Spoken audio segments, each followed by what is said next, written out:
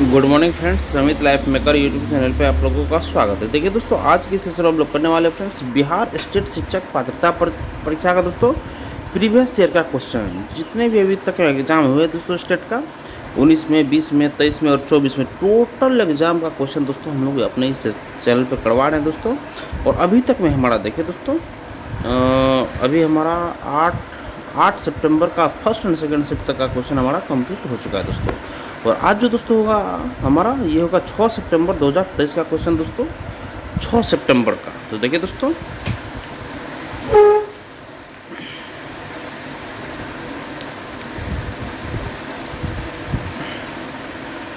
ये रहा दोस्तों हमारा, ये 13 सितंबर।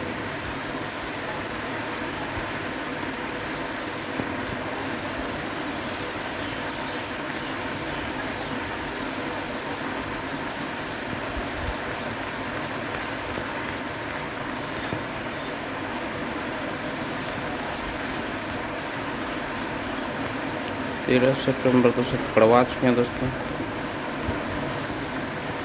देखिए फ्रेंड्स, यहाँ पे ये 13 सितंबर दिया गया, जो कि दोस्तों ये गलत है। यहाँ पे 6 सितंबर 2023 होना चाहिए था। तो देखिए दोस्तों, हम इसको 6 सितंबर ही आप लोग मान लीजिएगा। देखिए, शिक्षण अधिगम प्रक्रिया यात्रा है दोस्तों। पहला क्वेश्चन दोस्तों, शिक्षण अधिगम प्रक्रिया यात्रा है किस चीज़ के दोस्तों? तो प्रश्न में से सभी ऑप्शन हमारा सही होगा इसमें। देखिए, ठोस से अमूर्त की ओर है, ज्ञात से अज्ञात की ओर है, सरल से कठिन की ओर ये यात्रा है दोस्तों। सोल्यूशन देखिए इसका, शिक्षण अधिगम प्रक्रिया की यात्रा प्रायः ठोस से अमूर्त की ओर, ज्ञात से अज्ञात की ओर, सरल से ठोस की ओर। प्रत्येक बच्चा स्वाभाविक रूप से सीखने के लिए अभिप्रेरित होता है। बच्चों के सीखने के तौर तरीके में विविधता होती है, जैसे अनुभवों के माध्यम से प्रश्न पूछने, सुनने, सोचने, चिंतन करने, अभिव्यक्त करने, छोटे एवं बड़े समूह में गतिविधियाँ करने आदि से सीखते हैं। सीखने की प्रक्रिया न केवल विद्यालय में वरन विद्यालय के बाहर भी निरंतर चलती रहती है। अतः शिक्षण अधिगम प्रक्रिया इस प्रकार संचालित की जानी चाहिए ताकि बच्चा सीखने की प्रक्रिया में संलग्न हो जाए। नेक्स्ट क्वेश्चन देखिए दोस्तों, छात्र द्वितीयक है। तो ऑप्शन नंबर देखिए, निरंकुश शिक्षण में छात्र द्वितीयक है। निरंकुश शिक्षण में छात्र द्वितीयक है। सोल्यूशन है, एक निरंकुश शिक्षण में छात्र द्वितीयक होते हैं। शिक्षण शैली में निरंकुश शिक्षण एक पारंपरिक शैली है। ये शिक्षक केंद्रित या विषय वस्तु केंद्रित होती है। इस पद्धति में शिक्षक का छात्रों को शिक्षण का पूरा नियंत्रण होता है। इसमें शिक्षक अधिक सक्रिय होते हैं।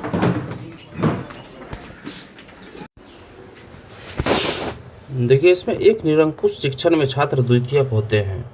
शिक्षण शैली में निरंकुश शिक्षण एक पारंपरिक शैली है। ये शिक्षण केंद्रित या विषय वस्तु केंद्रित होती है। इस पद्धति में शिक्षक का छात्रों और शिक्षण का पूरा नियंत्रण होता है। इसमें शिक्षक अधिक सक्रिय होते हैं और शिक्षार्थी निष्क्रिय श्रोता होते हैं। इसमें अधिगम की योग्यताओं, रुचि और व्यक्तित्व पर कोई जोर नहीं दिया जाता है। नेक्स्ट क्वेश्चन देखिए, स्वायत्त अधिगम है। स्वायत्त अधिगम क्या है?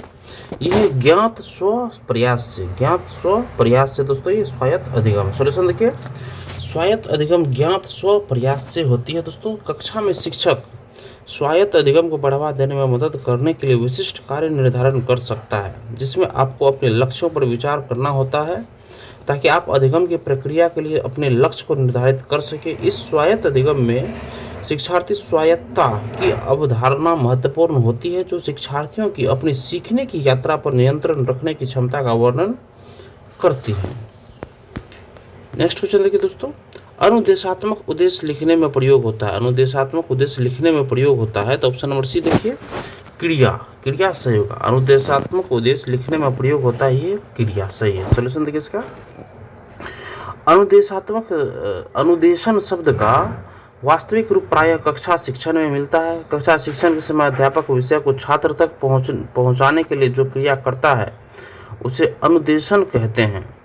अनुदेशात्मक उद्देश्य लिखने में क्रिया का प्रयोग होता है। अनुदेशात्मक प्रक्रिया किसी स्कूल के विन्यास में व्यवस्थित शिक्षण अधिगम की प्रक्रिया प्रदान करती है। एक वास्तविक अनुदेशात्मक परिवेश बनाने के लिए व्यक्ति को अनुदेशात्मक प्रक्रिया के विभिन्न घटकों की समझ विकसित करनी होती है। इसके विभिन्न घटक इस प्रकार हैं: नियोजन, निष्पादन या कार्यान्वयन, प्रबंधन और निगरानी, प्रतिपुष्टि तंत्र।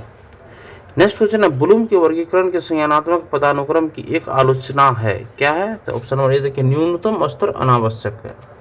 ब्लूम के वर्गीकरण के संज्ञानात्मक पदानुक्रम की एक आलोचना है, क्या है? तो न्यूनतम स्तर अनावश्यक है। सॉल्यूशन देखिए इसका, बेंजामिन ब्लूम का वर्गीकरण संज्ञानात्मक उद्देश्यों का एक श्रेणीबद्ध संगठन है।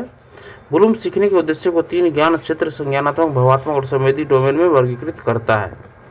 ब्लूम के वर्गीकरण में संज्ञानात्मक पदानुक्रम की आलोचना न्यूनतम अनावश्यक स्तर है। संज्ञानात्मक संप्राप्ति का न्यूनतम ज्ञान स्तर ज्ञान होता है। नेक्स्ट क्वेश्चन देखिए, आगमन विधि है। आगमन विधि क्या है? तो आगमन विधि देखिए, इसमें ऑप्शन नंबर सी हमारा सही होगा, शिक्षार्थी केंद्रित है। आगमन विधि क्या है? तो शिक्षार्थी केंद्रित है। सॉल्यूशन है इसका, आगमन विधि देखिए, आगमन विधि एक मनोवैज्ञानिक विधि है। देखिए दोस्तों, 8 नंबर क्वेश्चन क्या था हमारा, कि निगमन विधि का लाभ है। निगमन विधि का लाभ क्या है दोस्तों? तो सभी है दोस्तों, इसमें सभी विषयों में प्रयोग संभव है दोस्तों, और उच्च स्तर के लिए उचित है। एक ही साथ सभी को शिक्षण है दोस्तों। सॉल्यूशन देखिए इसका, निगमन विधि के लाभ निम्नांकित है। निगमन विधि के लाभ निम्नांकित है। यह अधिक सरल होती है दोस्तों, यह अधिक सरल होती है, सभी विषयों में प्रयोग संभव हो पाता है, उच्च स्तर की शिक्षा के लिए उचित होती है, भविष्यवाणी की संभावना है दोस्तों। इसमें आंकड़ों के संलग्न की आवश्यकता नहीं होती है, इसमें एक साथ सभी को शिक्षण दिया जा सकता है। नेक्स्ट क्वेश्चन देखिए, पाठ योजना में विशिष्ट उद्देश्य है। पाठ योजना में विशिष्ट उद्देश्य क्या है दोस्तों? तो शिक्षक के लिए दोस्तों, पाठ योजना में विशिष्ट उद्देश्य है शिक्षक के लिए। सॉल्यूशन इसका, कि एक पाठ योजना में शिक्षक द्वारा अपनी कक्षा में किए जाने वाले विभिन्न कदमों की विस्तार से रूपरेखा तैयार की जाती है।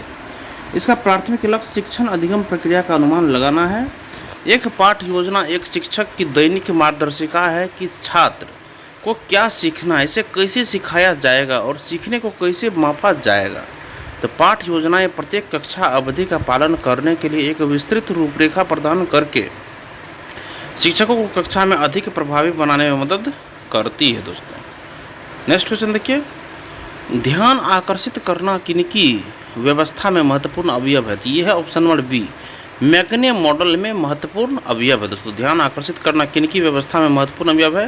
तो गैगने मॉडल में ये महत्वपूर्ण अवयव है दोस्तों। सॉल्यूशन देखिए इसका, ध्यान आकर्षित करना रॉबर्ट मैग्ने के मॉडल की अव्यवस्था में महत्वपूर्ण अवयव है। मैग्ने की धारणा है कि साधना व्यवहार के लिए कुछ पूर्व आवश्यकताओं का निर्धारण करना जरूरी होता है, जिससे बोध स्तर के शिक्षण के लिए स्मृति स्तर का शिक्षण पूर्व आवश्यकता होती है। इनके अनुसार छात्र के लिए बाह्य रूप में अधिगम परिस्थितियों की व्यवस्था करना ही शिक्षण होता है। इस अधिगम परिस्थितियों की व्यवस्था में स्तरीकरण किया जाता है।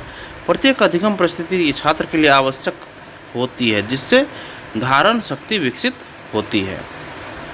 नेक्स्ट क्वेश्चन है, सूक्ष्म शिक्षण में किन कौशलों का उपयोग किया जाता है? तो सूक्ष्म शिक्षण में किन कौशलों का उपयोग किया जाता है? तो सूक्ष्म में देखिए दोस्तों, ये श्यामपट्ट कौशल और खोजपूर्ण प्रश्न कौशल, ये दोनों का उपयोग इसमें किया जाता है। ऑप्शन नंबर सी सही है। सॉल्यूशन देखिए इसका, सूक्ष्म शिक्षण एक शिक्षण प्रशिक्षण तकनीक है जो शिक्षकों को शिक्षण कौशल के रूप में बुलाए जाने वाले विभिन्न सरल कार्यों में सुधार करके अपने शिक्षण कौशल का लाभ उठाने का अवसर प्रदान करती है। सूक्ष्म शिक्षण वास्तविक समय के शिक्षण अनुभवों को बढ़ावा देने में मदद करता है। सूक्ष्म शिक्षण में श्यामपट्ट कौशल एवं खोजपूर्ण प्रश्न कौशलों का उपयोग किया जाता है। नेक्स्ट क्वेश्चन देखिए, अनुदेशन एवं शिक्षण में परस्पर एक समानता है। अनुदेशन एवं शिक्षण में परस्पर एक समानता है, क्या समानता है? तो ऑप्शन नंबर सी देखिए, दोनों में ही पृष्ठ पोषण, पुनर्बलन एवं पाठ्य विश्लेषण पर विशेष बल दिया जाता है। दोनों में ही पृष्ठ पोषण, पुनर्बलन एवं पाठ विश्लेषण में पर विशेष बल दिया जाता है। सॉल्यूशन देखिए इसका, शिक्षण एक ऐसी परिस्थिति है जिसके अंतर्गत एक व्यक्ति दूसरे को ज्ञान प्रदान करता है। शिक्षण का अर्थ होता है सीख देना। अनुदेशन बालक को ज्ञान प्राप्त करने और अपनी बुद्धि का विकास करने में सहायता करना है।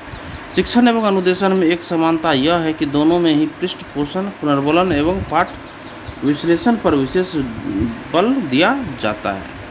नेक्स्ट क्वेश्चन देखिए, निम्नलिखित में से कौन सा कथन सूक्ष्म शिक्षण के लिए गलत है? निम्नलिखित में से कौन सा कथन सूक्ष्म शिक्षण के लिए गलत है? तो कौन सा है?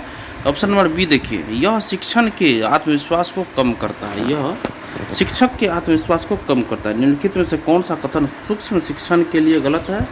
यह शिक्षक के आत्मविश्वास को कम करता है। सॉल्यूशन देखिए इसका, सूक्ष्म शिक्षण को शिक्षकों के शिक्षण कौशल के विकास के लिए एक प्रभावी तकनीक माना गया है। सूक्ष्म शिक्षण कौशल विकसित करने के लिए एक अनुकरण तकनीक की तरह है। सूक्ष्म शिक्षण वास्तविक शिक्षण है, लेकिन यह इसका उद्देश्य शिक्षकों में शिक्षण कौशल का विकास करना है, न कि यह शिक्षकों के आत्मविश्वास को कम करना है। दोस्तों तो देखिए दोस्तों कि निम्नलिखित में से कौन सा कथन सूक्ष्म शिक्षण के लिए गलत है। तो दोस्तों तो याद रखिएगा, ये शिक्षक के आत्मविश्वास को कम करता है, ये गलत है दोस्तों। एक शिक्षक प्रशिक्षण अवधारणा सही है, यह रचनात्मक पृष्ठपोषण प्रदान करता है, यह सही है दोस्तों। नेक्स्ट क्वेश्चन देखिए, कक्षा के अंदर बालकों के अधिगम पर सर्वाधिक प्रभाव दृष्टिगोचर होता है। क्या होता है? तो कक्षा का मनोवैज्ञानिक वातावरण। देखिए फ्रेंड्स, कक्षा के अंदर बालकों के अधिगम पर सर्वाधिक प्रभाव दृष्टिगोचर होता है, तो कक्षा का मनोवैज्ञानिक वातावरण। सॉल्यूशन देखिए, कक्षा के अंदर बालकों के अधिगम पर सर्वाधिक प्रभाव तब होगा जब कक्षा का मनोवैज्ञानिक वातावरण संभव हो। बच्चों का सीखना तब सबसे अधिक प्रभावी होगा जब बच्चों का संज्ञानात्मक, भावात्मक और मनोक्रियात्मक का विकास होगा। नेक्स्ट क्वेश्चन देखिए, समावेशी शिक्षा के मूल सिद्धांत। समावेशी शिक्षा के मूल सिद्धांत है, तो क्या है इसके मूल सिद्धांत? तो ऑप्शन नंबर सी इसका देखिए सही होगा, ए और बी दोनों सही होगा। इसमें हर वर्ग के बच्चे शामिल है दोस्तों, इसमें हर वर्ग के बच्चे शामिल है। समावेशन विविधता को महत्व देता है। ऑप्शन नंबर सी सही होगा दोस्तों। समावेशी शिक्षा का मूल सिद्धांत क्या है? तो इसमें हर वर्ग के बच्चे शामिल होते हैं, समावेशन विविधता को महत्व देता है। सॉल्यूशन देखिए इसका, समावेशी शिक्षा का अर्थ समाज के सभी वर्गों के बच्चों को शिक्षा की मुख्य धारा में शामिल करना और उन्हें शिक्षा के समान अवसर प्रदान करना है। समावेशी शिक्षा के मूल सिद्धांत इस प्रकार है, इसमें हर वर्ग के बच्चे शामिल होते हैं, प्रत्येक छात्र में अंतर्निहित क्षमता और प्रतिभा होती है। समावेशन विविधता को महत्व देता है, यह शिक्षकों और छात्र दोनों के सीखने के अवसरों का अनुकूलन करता है। नेक्स्ट क्वेश्चन देखिए, पुस्तकालय एक ऐसी जगह है जहाँ ढेर सारी किताबें रखी हुई है। दोस्तों सही है दोस्तों। देखिए फ्रेंड्स, पुस्तकालय वह स्थान है जहाँ कई प्रकार की किताबें रखी जाती है। पुस्तकालय वह स्थान है जहाँ विविध प्रकार की पाठ्य सामग्रियों का संग्रह करता है। यहाँ पुस्तकें, पत्रिकाएं, मानचित्र, हस्तलिखित ग्रंथ, ग्रामोफोन इकाई एवं पाठनीय सामग्री संग्रहित रहती है। यह लोगों को पढ़ने और सीखने की आदत विकसित करने के लिए आकर्षित करते हैं। यह पढ़ने की उनकी व्यास को बढ़ाता है और उनके ज्ञान का विस्तार करता है। नेक्स्ट क्वेश्चन देखिए, निम्नलिखित में से कौन सा एक पुस्तक का प्रकार है? निम्नलिखित में से कौन सा एक पुस्तक का प्रकार है? तो ऑप्शन नंबर सी देखिए, ए और बी दोनों सही होगा। सामान्य पाठ्य पुस्तक और संदर्भ पुस्तक, ये दोनों पुस्तक का प्रकार है। निम्नलिखित में से कौन सा एक पुस्तक का प्रकार है? तो ये सामान्य पाठ्य पुस्तक और संदर्भ पुस्तक, ये दोनों एक पुस्तक का प्रकार है। सामान्य पाठ्य पुस्तक और संदर्भ पुस्तक, ये दोनों एक पुस्तक का प्रकार है। सॉल्यूशन देखिए इसका, देखिए फ्रेंड्स, हॉलक्वेस्ट के अनुसार पाठ्य पुस्तक शिक्षण क्रियाओं एवं अभिप्रायों के लिए सुव्यवस्थित चिंतन एवं ज्ञान का लिखित रूप है। समान पाठ्य पुस्तक एक ऐसी पुस्तक है जिसमें किसी विषय या पाठ्यक्रम के बारे में व्यापक जानकारी शामिल होती है, जिसकी छात्रों को उनके शैक्षणिक वर्षों में आवश्यकता होती है। संदर्भ पाठ्य पुस्तक एक ऐसी पुस्तक है जिसमें महत्वपूर्ण विषयों पर जानकारी या विशेष रूप से व्यवस्थित जानकारी होती है। संदर्भ पुस्तकें विश्वसनीय, प्रमाणिक होती है और विभिन्न रूपों में पाई जा सकती है। नेक्स्ट क्वेश्चन देखिए, निम्नलिखित में से कौन सा गुण शिक्षकों का नहीं है? कौन सा गुण शिक्षकों का नहीं है दोस्तों? तो ईर्ष्या दोस्तों ये शिक्षकों का गुण नहीं, याद रखिएगा दोस्तों। निम्नलिखित में से कौन सा गुण शिक्षकों का नहीं है?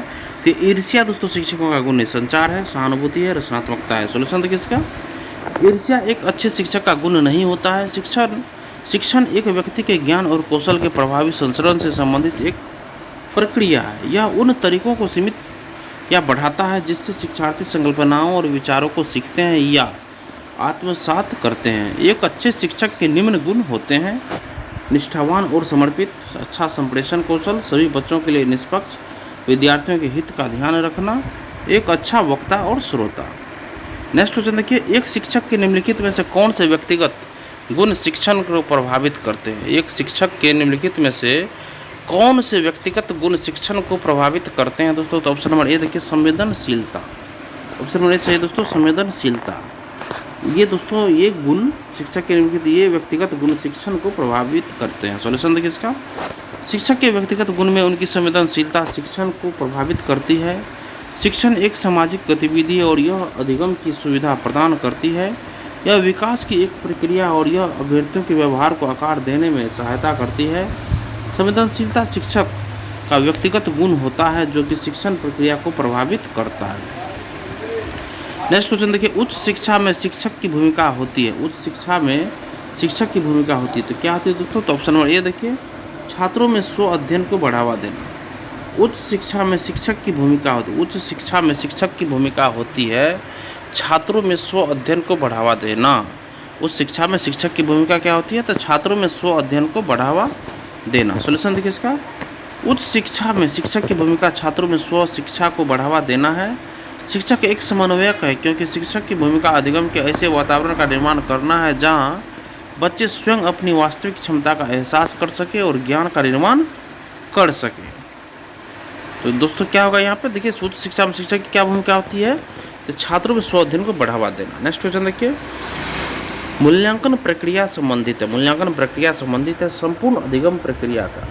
मूल्यांकन प्रक्रिया संबंधित है संपूर्ण अधिगम प्रक्रिया का। सॉल्यूशन देखिए, मूल्यांकन की प्रक्रिया में संपूर्ण अधिगम की प्रक्रिया शामिल होती है। मूल्यांकन का उद्देश्य संपूर्ण अधिगम के उद्देश्य को प्राप्त करने के लिए शिक्षक और छात्र दोनों को छात्र की प्रगति के बारे में प्रतिक्रिया प्रदान करना है। मूल्यांकन प्रक्रिया संबंधित है संपूर्ण अधिगम प्रक्रिया का। देखिए, मूल्यांकन की प्रक्रिया में संपूर्ण अधिगम की प्रक्रिया शामिल होती है। मूल्यांकन का उद्देश्य संपूर्ण अधिगम के उद्देश्य को प्राप्त करने के लिए शिक्षक और छात्र दोनों को छात्र की प्रगति के बारे में प्रतिक्रिया प्रदान करना है। दोस्तों नेक्स्ट क्वेश्चन देखिए दोस्तों, निम्नलिखित में से कौन मूल्यांकन का उपकरण नहीं है? निम्नलिखित में से कौन मूल्यांकन का उपकरण नहीं है दोस्तों? तो ऑप्शन नंबर बी देखिए, प्रोजेक्ट रिपोर्ट। दोस्तों ये मूल्यांकन का उपकरण नहीं है। प्रोजेक्ट रिपोर्ट मूल्यांकन का उपकरण नहीं है दोस्तों। सॉल्यूशन इसका, मूल्यांकन में प्रोजेक्ट रिपोर्ट एक उपकरण के रूप में कार्य नहीं करता है। मूल्यांकन उपकरणों के समान प्रारूपों में चेकलिस्ट, संख्यात्मक रेटिंग स्केल, प्रश्नावली, साक्षात्कार और प्रत्यक्ष अवलोकन शामिल होते हैं। इन सबके द्वारा ही छात्रों को अपनी शैक्षणिक प्रगति का ज्ञान प्राप्त होता है। इससे उनमें प्रेरणा, आत्मसंतोष, आत्मविश्वास, आगे बढ़ने की हिम्मत उत्पन्न होती है तथा साथ ही साथ अपनी कमियों की जानकारी भी मिल जाती है। तो निम्नलिखित में से कौन मूल्यांकन का उपकरण नहीं है दोस्तों? तो प्रोजेक्ट रिपोर्ट ये मूल्यांकन का उपकरण नहीं है। संचाई रिकॉर्ड होगा, जहाँ सूची होगा, निर्धारण मापनी होगा, मगर प्रोजेक्ट रिपोर्ट ये नहीं होगा। सॉल्यूशन देखिए, नेक्स्ट क्वेश्चन देखिए, पोर्टफोलियो एक उपकरण। दोस्तों पोर्टफोलियो उपकरण क्या है दोस्तों? ये छात्रों के काम का संग्रह समय अवधि में। पोर्टफोलियो एक उपकरण दोस्तों छात्रों के काम का संग्रह समय अवधि में। दोस्तों सॉल्यूशन देखिए इसका, पोर्टफोलियो एक ऐसा उपकरण जो समय की अवधि में छात्रों के कार्यों को संग्रह करता है। यह एक विशिष्ट विषय क्षेत्र में छात्र के ज्ञान, कौशल और दृष्टिकोण के विकास की जांच के लिए शिक्षक और छात्र द्वारा उपयोग किए जाने वाले साक्ष्य का एक व्यवस्थित और संगठित संग्रह है। दोस्तों छात्रों के काम संग्रह समय अवधि में, यही है दोस्तों सॉल्यूशन। नेक्स्ट क्वेश्चन देखिए, खेल का उद्देश्य। खेल का उद्देश्य क्या होगा दोस्तों? तो उपरोक्त में से दोनों होगा दोस्तों।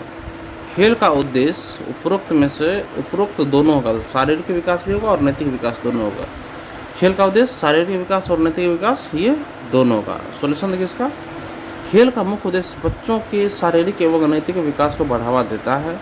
खेल हमारे जीवन का एक महत्वपूर्ण अंग है। यह हमें स्वस्थ रखने के साथ साथ मानसिक और सामाजिक विकास को बढ़ाता है। खेल हमें नैतिकता और संयम की महत्वपूर्ण शिक्षा भी प्रदान करता है। खेल हमारी शारीरिक और मानसिक स्थिति को सुधारने का अद्वितीय माध्यम है। दोस्तों देखिए दोस्तों, खेल का उद्देश्य क्या है? उपरोक्त दोनों का शारीरिक विकास और नैतिक विकास दोनों का। खेल का मुख्य उद्देश्य बच्चों के शारीरिक एवं नैतिक विकास को बढ़ावा देता है। खेल हमारे जीवन का एक महत्वपूर्ण अंग है। यह हमें स्वस्थ रखने के साथ साथ मानसिक और सामाजिक विकास को बढ़ाता है। खेल हमें नैतिकता और संयम की महत्वपूर्ण शिक्षा भी प्रदान करता है। खेल हमारी शारीरिक और मानसिक स्थिति को सुधारने का अद्वितीय माध्यम है। नेक्स्ट क्वेश्चन देखिए, मनोवैज्ञानिक आधार निम्नलिखित को ध्यान में रखते हुए पाठ्यचर्चा विकास में अपनी भूमिका निभाता है। देखिए दोस्तों, मनोवैज्ञानिक आधार निम्नलिखित को ध्यान में रखते हुए पाठ्यचर्चा विकास में अपनी भूमिका निभाता है। तो देखिए दोस्तों, इसका सॉल्यूशन ऑप्शन सही हो जाएगा दोस्तों हमारा, छात्रों की ज़रूरतें। दोस्तों छात्रों की ज़रूरतें, मनोवैज्ञानिक आधार निम्नलिखित को ध्यान में रखते हुए पाठ्यचर्चा विकास में अपनी भूमिका निभाता है। तो छात्रों की ज़रूरतें, दोस्तों छात्रों की ज़रूरतें, छात्र की संवेदना नहीं, प्रकृति नहीं, खुशी नहीं, छात्र की ज़रूरतें। सॉल्यूशन देखिए इसका, पाठ्यक्रम के विकास में मनोवैज्ञानिक आधार अपनी भूमिका छात्र की ज़रूरतों को ध्यान में रखकर निभाता है। मनोवैज्ञानिक आधार पाठ्यक्रम विकास में महत्वपूर्ण भूमिका निभाते हैं, क्योंकि यह समझने के लिए सैद्धांतिक रूपरेखा प्रदान करते हैं कि छात्र संज्ञानात्मक, भावात्मक और सामाजिक रूप से कैसे सीखते और विकसित होते हैं। नेक्स्ट है भारतीय समाज की विशेषता है। भारतीय समाज की विशेषता क्या है? तो ये स्तरीय है। भारतीय समाज की विशेषता ये स्तरीय है। खुला भारतीय समाज की विशेषताओं में से एक है। भारतीय समाज एक बहुलवादी समाज है, जिसमें एक जटिल सामाजिक व्यवस्था है जो जातीय, भाषायिक, धार्मिक और जातिगत विभाजनों के भीड़ की विशेषता है। इसमें ग्रामीण, शहरी, आदिवासी समाज और भारतीयता के लोकाचार वाले वर्गों में रहने वाले लोग शामिल हैं। भारत एक ऐसा राष्ट्र है जिसमें हम अनेकता में एकता पाते हैं। विभिन्न जातियों और पंथों, धर्मों और क्षेत्रों, मान्यताओं के लोग एक साथ खुशी से रहते हैं। नेक्स्ट है, निम्नलिखित में से कौन भूलने का कारण नहीं है? निम्नलिखित में कौन भूलने का कारण नहीं है? तो उपरोक्त में से सभी। मानसिक द्वंद्व, ये भूलने का कारण नहीं। याद करने की इच्छा, ये भी नहीं। याद करने के दोषपूर्ण तरीके, ये भी भूलने का कारण नहीं। सोल्यूशन देखिए, भूलना दीर्घकालिक स्मृति भंडारण से जानकारी को पुनः प्राप्त करने में विफलता है। कभी कभी हम सोचते हैं कि उसे वास्तविक अर्थों में भुला दिया जाता है, उसे भुलाया नहीं जाता, क्योंकि इसे कभी भी एनकोड नहीं किया गया था और पहले स्थान पर संग्रहित किया गया था। भूलने के कई कारण हो सकते हैं। एक मानसिक द्वंद्व हो गया। मानसिक द्वंद्व, याद करने की इच्छा, याद करने के दोषपूर्ण तरीके और हस्तक्षेप और दमित यादें, ये सब भूलने का कारण नहीं है। और भूलने के कई कारण हो सकते हैं। देखिए, मानसिक द्वंद्व, ये भूलने के कारण हो। याद करने की इच्छा, याद करने के दोषपूर्ण तरीके, हस्तक्षेप, दमित यादें, तो इसमें क्या था? उपरोक्त सभी ये भूलने के कारण। नेक्स्ट क्वेश्चन देखिए, इनमें से कौन सा कारक अधिगम प्रक्रिया को प्रभावित नहीं करता है? ये उद्देश्य निर्धारण, अधिगम की प्रक्रिया को। देखिए दोस्तों, क्या था? इनमें से कौन सा कारक अधिगम प्रक्रिया को प्रभावित नहीं करता? तो यही उद्देश्य निर्धारण, ये प्रक्रिया को निर्धारित नहीं करता है। बातों की रुचि, तत्परता और बुद्धि, ये तीनों सही है। अधिगम नए व्यवहार का अर्जन या अनुभव के परिणाम के रूप में पुराने व्यवहार को मजबूत करना या कमजोर करना है। इसका परिणाम व्यवहार में प्रगतिशील परिवर्तन होता है। अधिगम को प्रभावित करने वाले मुख्य कारक शिक्षार्थी की अभिप्रेरणा, परिपक्वता, शिक्षण रणनीतियाँ, बुद्धि, रुचि, तत्परता, शिक्षार्थी का शारीरिक और भावनात्मक स्वास्थ्य है। उद्देश्य निर्माण अधिगम प्रक्रिया को प्रभावित नहीं करता। उद्देश्य निर्धारण, बाद की रुचि, बुद्धि, तत्परता, ये सब प्रभावित करता है। नेक्स्ट है, सर्वदृश्य सामग्री सुविधा प्रदान करती है। तो बहुत संवेदी, सर्वदृश्य सामग्री सुविधा प्रदान करती है, बहुत संवेदी। सॉल्यूशन है, सर्वदृश्य सामग्री वे साधन है जिन्हें हम आंखों के देख सकते हैं, कानों से उनके संबंधित ध्वनि सुन सकते हैं। ये प्रक्रिया जिनमें दृश्य या श्रव्य इंद्रियां सक्रिय होकर भाग लेती है, सर्वदृश्य सामग्री कहलाती है। यह एक बहुसंवेदी सुविधा प्रदान करती है। दृश्य सर्व सामग्री के अंतर्गत उन सभी साधनों को सम्मिलित किया जाता है जिनकी सहायता से छात्रों की पाठ में रुचि बनी रहती है तथा वे इसे सरलतापूर्वक समझते हुए अधिगम के उद्देश्य को प्राप्त कर लेते हैं। नेक्स्ट, डायंस ब्लॉक का उपयोग किया जाता है। डायंस ब्लॉक का उपयोग किया जाता है तो ऑप्शन नंबर सी, उपरोक्त दोनों, जोड़ और घटाव दोनों में। डायंस ब्लॉक का उपयोग किया जाता है जोड़ घटाव दोनों में। देखिए, शिक्षण सहायक सामग्री शिक्षण अधिगम प्रक्रिया का एक महत्वपूर्ण घटक है जो शिक्षक को एक विशिष्ट पाठ इकाई के शिक्षण को रोचक बनाने में मदद करता है।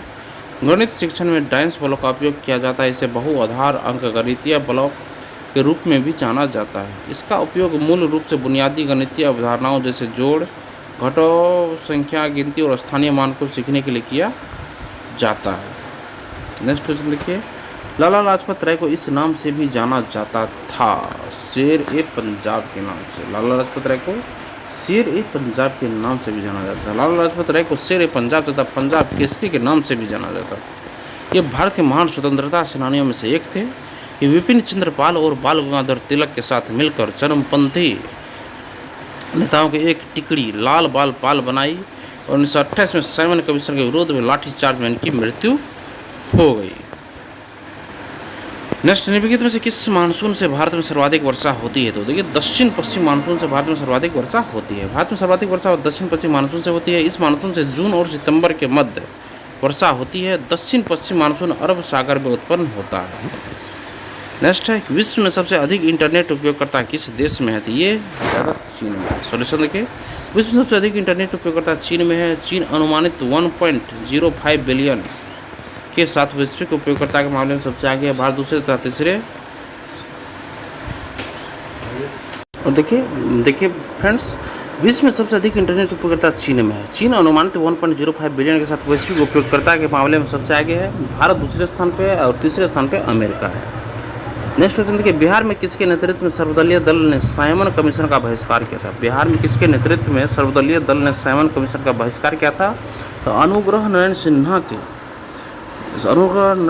के नेतृत्व में दोस्तों सर्वदलीय दल ने साइमन कमीशन का बिहार में बहिष्कार किया था। सोल्यूशन देखिए इसका, बिहार में अनुग्रह नारायण सिन्हा के नेतृत्व में सर्वदलीय दल ने साइमन कमीशन का बहिष्कार किया था। साइमन कमीशन 1928 में भारत आया, इसके सभी सदस्य अंग्रेज थे, इसलिए कांग्रेसियों ने इसे श्वेत कमीशन कहा और साइमन वापस जाओ के नारे लगाए थे। साइमन कमीशन 1928 में भारत आया था, ये आप लोग याद रखिएगा। नेक्स्ट क्वेश्चन है और इसे देखिए दोस्तों, और कांग्रेसियों ने इसे श्वेत कमीशन कहा और साइमन वापस जाओ के नारे लगाए थे। नेक्स्ट है CERT-IN की हालिया अधिसूचना के अनुसार साइबर घटनाओं का पता लगाने के बाद रिपोर्ट करने की समय सीमा क्या है? यह 6 घंटे। सोल्यूशन देखिए, CERT-IN की हालिया अधिसूचना के अनुसार साइबर घटनाओं का पता लगाने के बाद रिपोर्ट करने की समय सीमा 6 घंटे है। CERT-IN सरकार द्वारा आदेशित एक सूचना प्रौद्योगिकी सुरक्षा संगठन है, इसका गठन 2004 में किया गया था। नेक्स्ट, निम्न में से किसे द्वितीयक वायु प्रदूषक कहा जाता है? द्वितीयक वायु प्रदूषक किसे कहा जाता है? ये ओजोन को द्वितीयक वायु प्रदूषक कहा जाता है। देखिए दोस्तों, प्राथमिक प्रदूषकों की परस्पर क्रिया और प्रतिक्रिया द्वारा निर्मित प्रदूषकों को द्वितीयक प्रदूषक के रूप में जाना जाता है, जैसे ओजोन और माध्यमिक कार्बनिक एरोसोल आदि। दोस्तों नेक्स्ट क्वेश्चन देखिए फ्रेंड्स, ठोस कचरे को जलाने की अनुशंसा नहीं की जाती है क्योंकि दोस्तों यह कई पर्यावरणीय मुद्दों का कारण बनता है। दोस्तों ठोस कचरे को जलाने की अनुशंसा नहीं की जाती है क्योंकि यह कई पर्यावरणीय मुद्दों का कारण बनता है। पहला देखिए दोस्तों, यह बहुत महंगा है, ये गलत है, इसके लिए बहुत सी जगह का ये भी गलत है, इसके लिए आधुनिक तकनीक का ये गलत है। दोस्तों यह कई पर्यावरणीय मुद्दा का कारण बनता है, इसलिए इसे अनुशंसा नहीं की जाती है दोस्तों जलाने की। ठीक है, ठोस कचरे को जलाने की अनुशंसा इसलिए नहीं की जाती, यह कई पर्यावरणीय मुद्दों का कारण बनता है। ठोस कचरा जलाने के कई हानिकारक गैस निकलते हैं जो पर्यावरण को प्रदूषित करती है। दोस्तों नेक्स्ट क्वेश्चन देखिए फ्रेंड्स, किस प्रकार की खेती से वनों की कटाई अधिक होती है? किस प्रकार की खेती से वनों की कटाई अधिक होती है दोस्तों? तो निर्वाह कृषि। किस प्रकार की खेती से वनों की कटाई अधिक होती है दोस्तों? तो निर्वाह कृषि से दोस्तों खेतों की कटाई सबसे अधिक होती है। दोस्तों आप लोग याद रखिएगा दोस्तों, निर्वाह कृषि से वनों की कटाई अधिक होती है। इस कृषि में निम्न स्तरीय प्रौद्योगिकी और पारिवारिक श्रम का उपयोग किया जाता है। यह निर्वाह कृषि को पुनः गहन निर्वाह कृषि और आदिम निर्वाह कृषि में वर्गीकृत किया जा सकता है। आदिम निर्वाह कृषि में स्थानांतरित कृषि और जलवासी पशुचारण शामिल है। दोस्तों नेक्स्ट क्वेश्चन देखिए फ्रेंड्स, निम्नलिखित देशों की अर्थव्यवस्था सबसे बड़ी वार्षिक CO2 उत्सर्जन के लिए जिम्मेदार है? ये दोस्तों USA और चीन दोनों का। दोस्तों ऑप्शन ए और बी दोनों, USA और चीन की अर्थव्यवस्था सबसे बड़ी वार्षिक CO2 उत्सर्जन के लिए जिम्मेदार है। दोस्तों नेक्स्ट क्वेश्चन देखिए, भारत के निम्नलिखित में से किस क्षेत्र में राजहंस घोंसला बनाने के लिए बड़ी संख्या में प्रवास करते थे? ये दोस्तों कच्छ का रण में। दोस्तों भारत के निम्नलिखित किस क्षेत्र में राजहंस घोंसला बनाने के लिए बड़ी संख्या में प्रवास करते हैं? तो कच्छ के रण में। दोस्तों सोल्यूशन देखिए इसका, कच्छ के रण गुजरात में राजहंस घोंसला बनाने के लिए बड़ी संख्या में प्रवास करते हैं। राजहंस लाल पंख वाले पक्षी है, इसका वैज्ञानिक नाम फोनिकोप्टेरस रोजियस है। दोस्तों ये मुख्यतः अमेरिका महाद्वीप, एशिया, अफ्रीका तथा यूरोप के कुछ हिस्सों में पाए जाते हैं। नेक्स्ट क्वेश्चन देखिए फ्रेंड्स, यदि एक आयत की लंबाई और चौड़ाई 12 फुट और 11 फुट है तो उसका क्षेत्रफल क्या होगा? दोस्तों लंबाई उतना चौड़ाई हो जाएगा। दोस्तों 11 गुना 12 कर दीजिएगा, 132 वर्ग फुट हो जाएगा। दोस्तों नेक्स्ट देखिए फ्रेंड्स, चक्रवृद्धि ब्याज ज्ञात करना है। दोस्तों 1000 देखिए 1000 2 साल के लिए 2% प्रति वर्ष। 1000 मूलधन हो गया दोस्तों, और ये मतलब 2% देखिए 2 साल के लिए, समय भी 2 वर्ष दिया हुआ है और परसेंट भी दिया गया है 2%। दोस्तों ये दर दिया गया है 2%। अब हमें बोला चक्रवृद्धि ब्याज इसका ज्ञात कीजिए। सबसे पहले देखिए दोस्तों, इसका चक्रवृद्धि ब्याज के लिए सबसे पहले ये फॉर्मूला आप लोग लगाइए, मिश्र धन बोला दोस्तों। मिश्र धन हो गया दोस्तों P × 1 + R/100 × N। ठीक है, ये बराबर 1000 × 1 + 2/100 पावर 2 हो गया दोस्तों। 2 ये दर हो गया, ये और ये टाइम हो गया दोस्तों।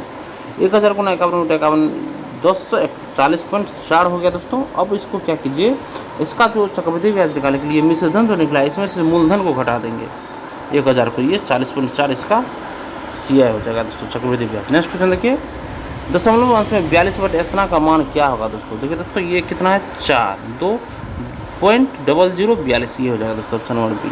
नेक्स्ट देखिए, जब किसी संख्या को 893 से विभाजित किया जाता है, किसी संख्या को अगर हम 893 से दोस्तों अगर भाग देते हैं तो शेषफल 193 आता है। ठीक है दोस्तों, जब इसे 47 से विभाजित किया जाता है तो शेषफल क्या होगा ये बोल रहे हैं दोस्तों। सबसे पहले देखिए फ्रेंड्स कि भाज बराबर क्या होता है दोस्तों। भाज बराबर होता है भाज बराबर होता है भाजक गुना भागफल प्लस शेषफल। भाजक गुना भागफल प्लस शेषफल। भाज बराबर होगा दोस्तों ये भाज बराबर भाजक गुना भागफल प्लस शेषफल।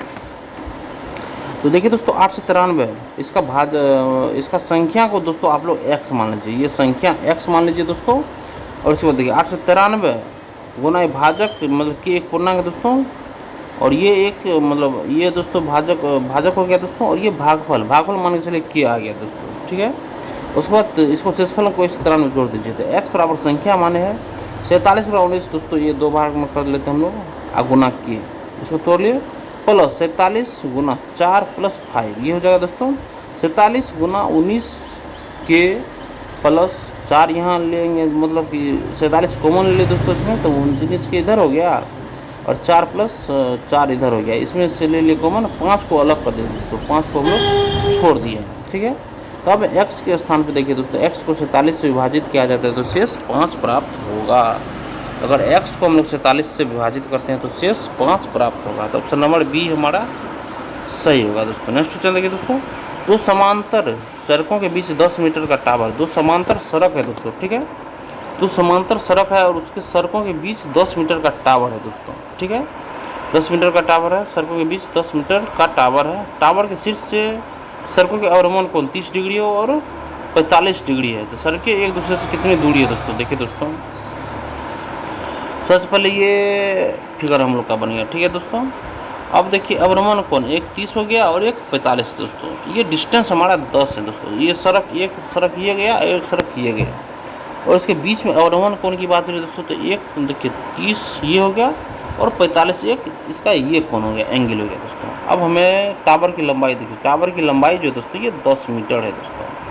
ठीक है दोस्तों, अब 1045 बराबर हम दोस्तों इसमें अगर लगाते हैं तो क्या हो जाएगा दोस्तों, इसमें हो जाएगा दोस्तों लंब बटे आधार हो जाएगा दोस्तों, तो PS बटे RS हो जाएगा, PS बटे RS हो गया दोस्तों। और 10 हमारा ये हाइट है, ये हमारा हाइट टावर का लंबाई हाइट दोस्तों 10 है दोस्तों। ठीक है, तो 10 बटे हमारा ये 10 यहाँ पर देखिए 10 बटे RS हो गया दोस्तों।